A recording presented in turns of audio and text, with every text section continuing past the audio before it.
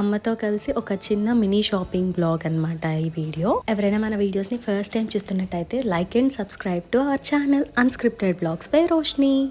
ఏం కొందామని షాపింగ్కి వెళ్ళినా సరే ఫస్ట్ చూసేదైతే క్లోత్సే కదా.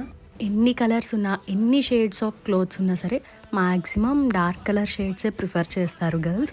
వై? బికాజ్ అందులో మంచిగా ఫెయిర్గా అనిపిస్తుంది. మీకు కూడా అలానే అనిపిస్తుందా? డీ మార్ట్లకి, రిలయన్స్ మార్ట్లకి వెళ్ళేది ఈ గ్రాసరీస్ ఇవన్నీ తీసుకుందామని చెప్పేసి, ఎందుకంటే హోల్సేల్లో బల్క్ ఐటమ్స్ తీసుకుంటే కాస్ట్ తగ్గుతుంది అని చెప్పేసి.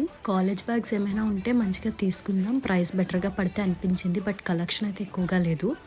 ఆయిల్ పేస్టల్స్, కలర్ పెన్సిల్స్ అవి చూసాము. కొన్ని స్టాండర్డ్ బ్రాండ్స్ ఉంటాయి కాబట్టి కాస్ట్ కొంచెం ఎక్కువగానే అనిపించింది. వెజిటేబుల్స్, ఫ్రూట్స్ తీసుకుందామని ఇంకా ఈ కౌంటర్కి వచ్చేసాం.